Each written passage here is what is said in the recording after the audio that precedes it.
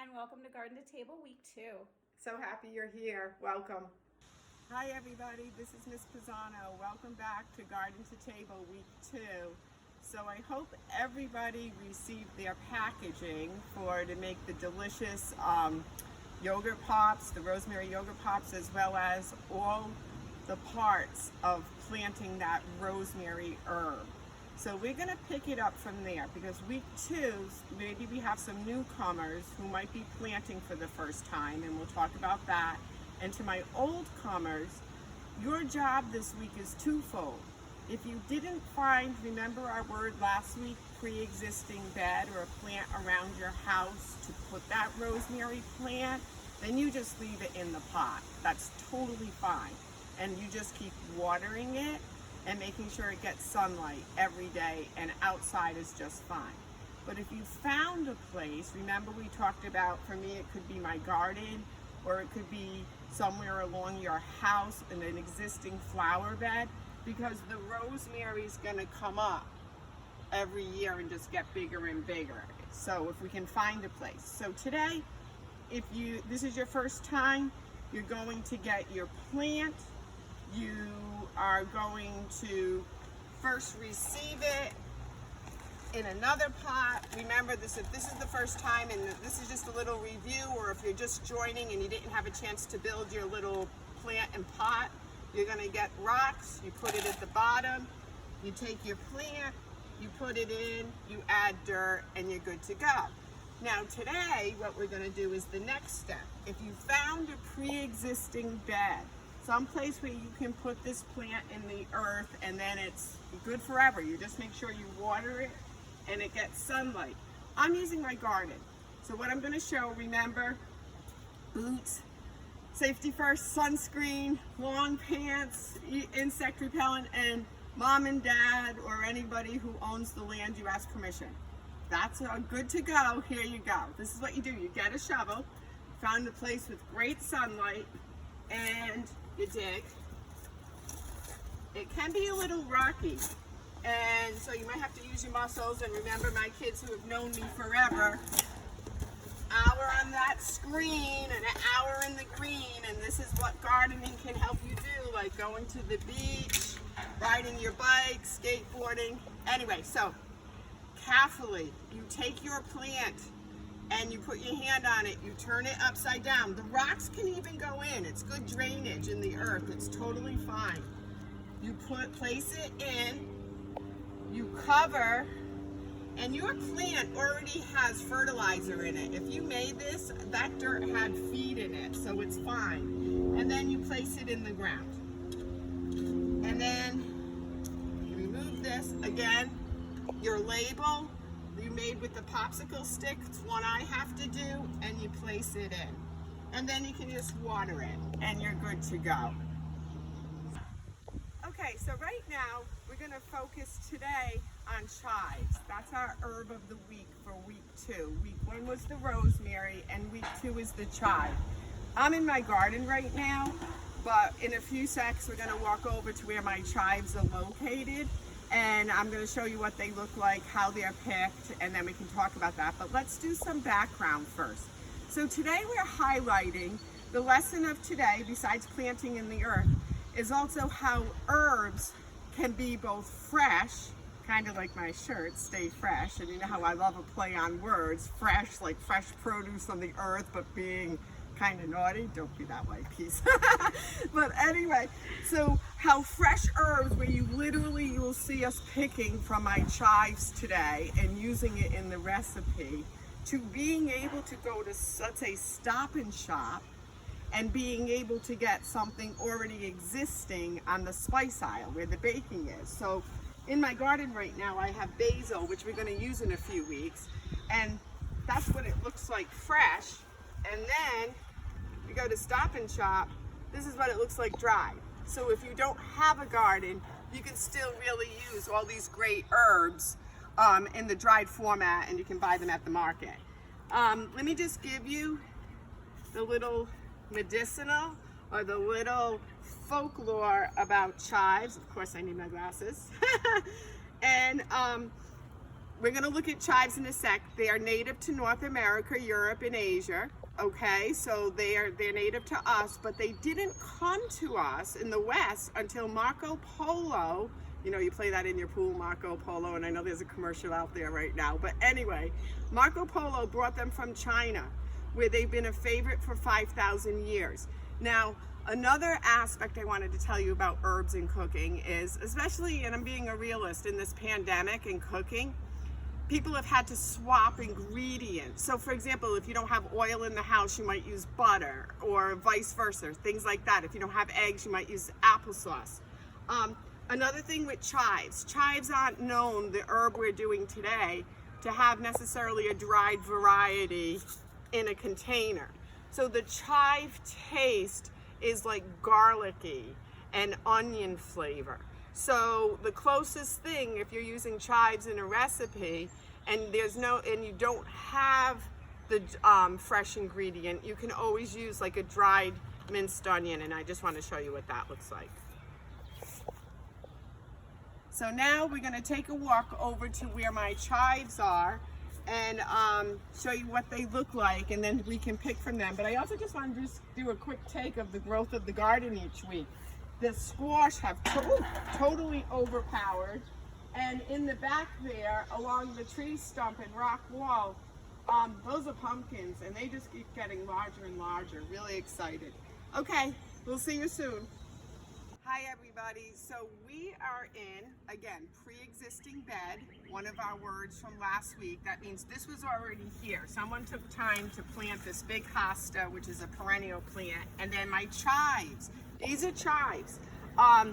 They're a little bit past with the flowering, so this used to be a really pretty purple lavender. It's a little dried, and what's left are these tubular green, and I'm actually going to pull stems and stalk. Okay, so these long tubular greens, if you take a taste, it tastes like onion, and you can so eat this. So in salads and the biscuits you're going to make today, what you're going to do is you wash them and you chop them up, but you can totally break them up with your fingers. So chives, again, perennials, meaning once you plant these, they come up every year and they keep getting bigger and bigger. I'm going to have to probably move this plant because it's just overpowering. But they're a beautiful herb. That's what we're learning about today. They come back every year. They make a beautiful purple flower, even though it's faded now in its cycle.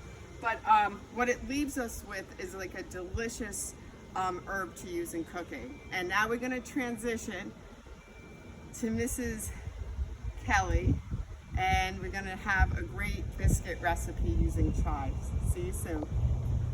Hi boys and girls, I'm Mrs. Kelly. Welcome to week 2 of Garden to Table. I just wanted to walk you through what we are going to be doing this week and what you should have received in your bag. So this week we are making flaky biscuits with herb butter. In your bag you should have received your recipe.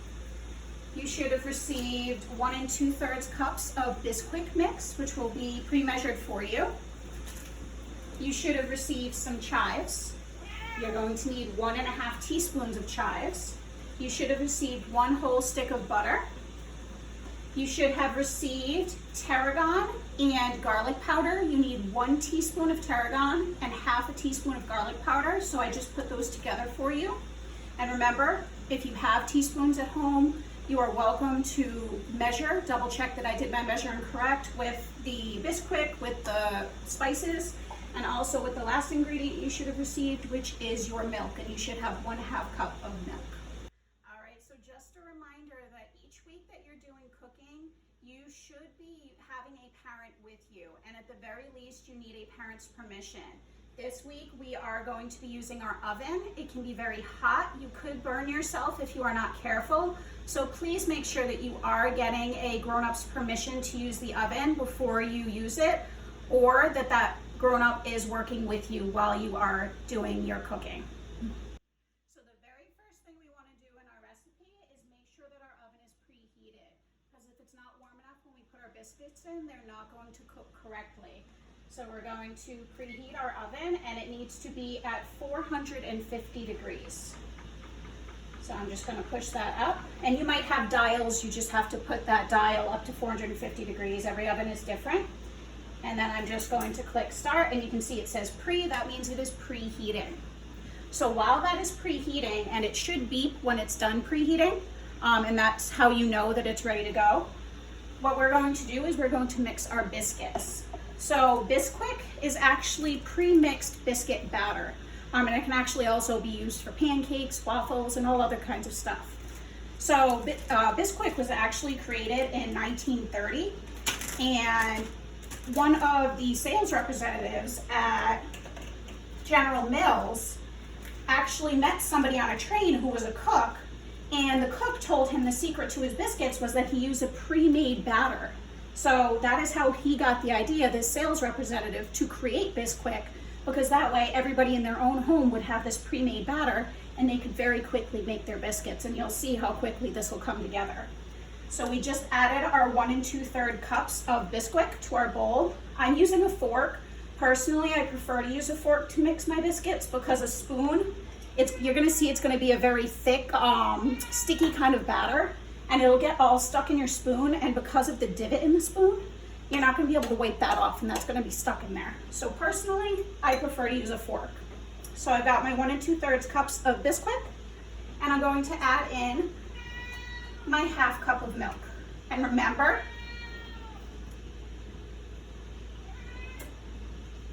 that you are welcome to double check my measurements.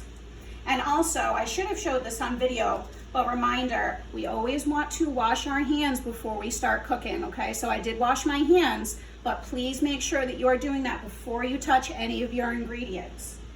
So I've got my full 1/2 cup of milk in here, and now I'm just going to mix it. And again, make sure that your bowl, just like last week, is nice and firm on the counter, and you want to mix that up. And you're going to mix it until it's all combined. And combined means that it's all mixed together evenly. And as I said, you're going to end up with a thick and sticky consistency. And you want to make sure you shouldn't see any loose powder, then you know that you haven't mixed it quite enough. So there shouldn't be any powder left. It should be all incorporated, and you should have kind of one big sticky blob is what you're looking for. And while we're mixing, we are using cow's milk, but you may not know there are all types of different milk from animals that you can drink.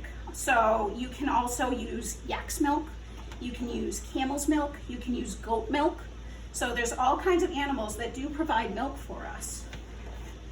So I'm just going to continue to mix this together, and then you can come join me back in a sec.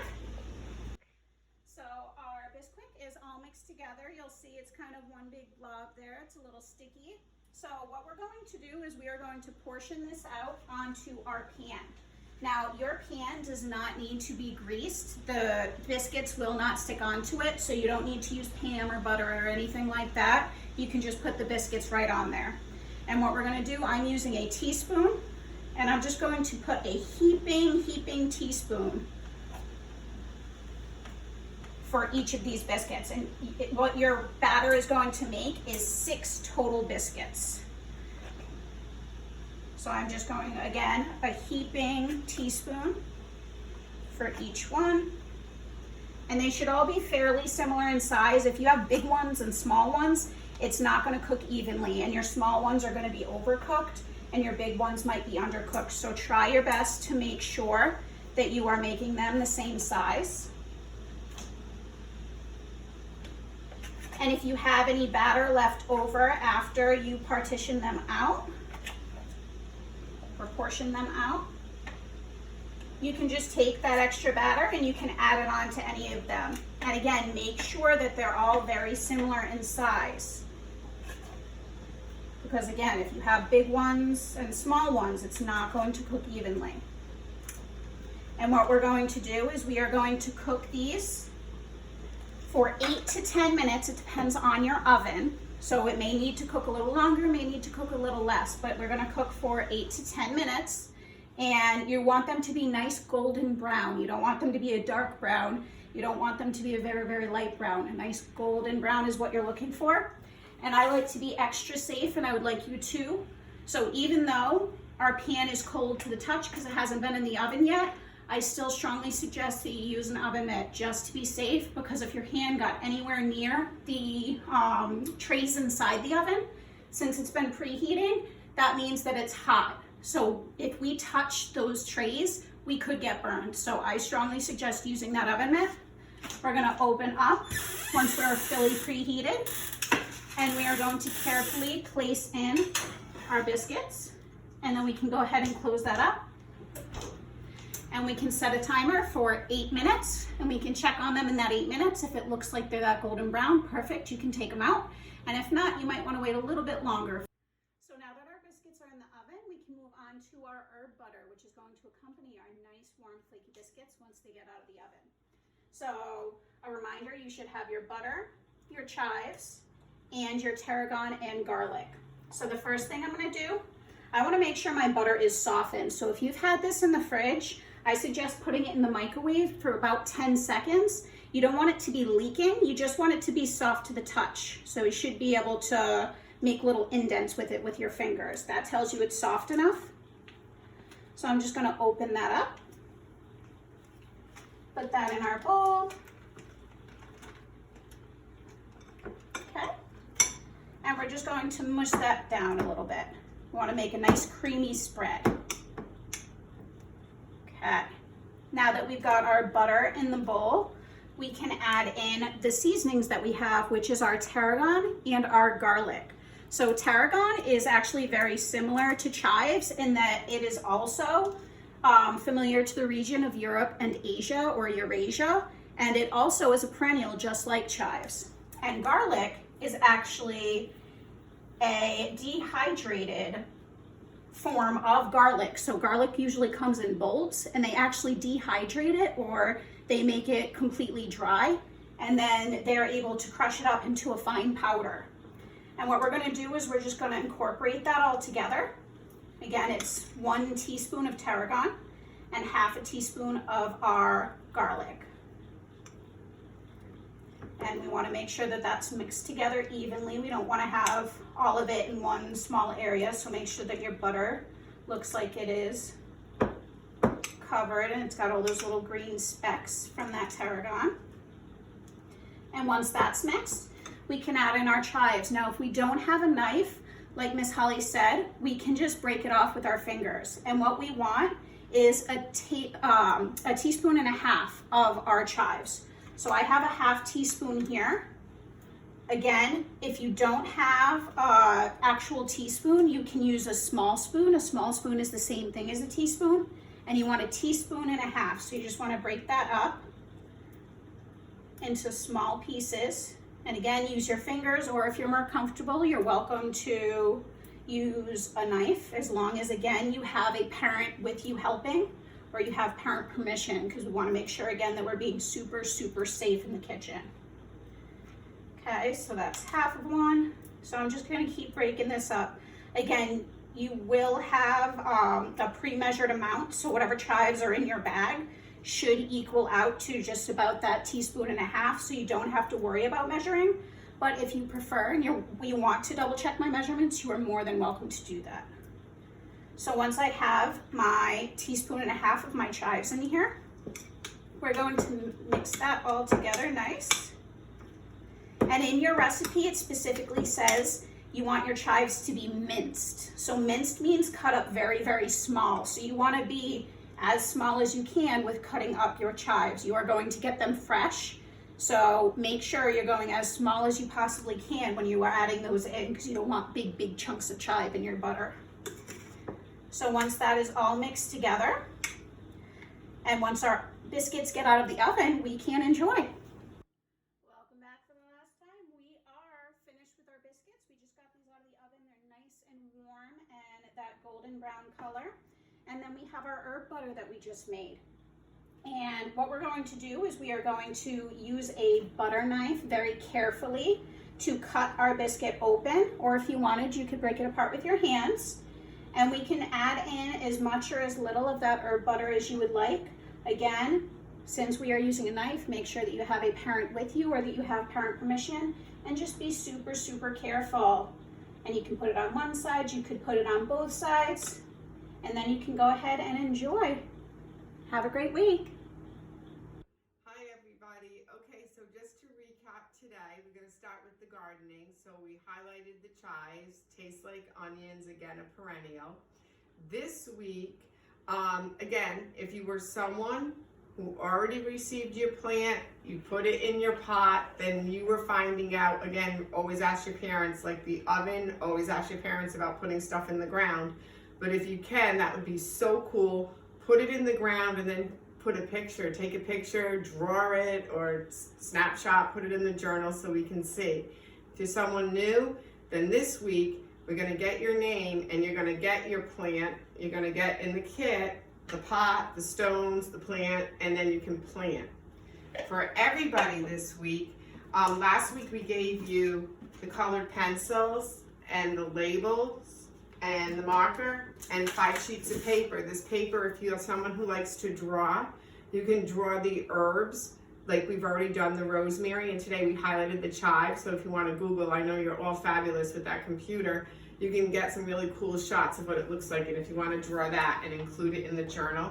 But this week, I'm really into the nature and to coloring. Again, these are all mindful activities. That means things that you really have to focus and be aware. Like when you're cooking, you have to stay focused so that you don't harm yourself. And same with the plants, to make sure everything gets taken care of properly. So another mindful activity is coloring. And we're going to include this week some mandalas, which are really cool drawings with nature. So we're going to include these in a packet for you.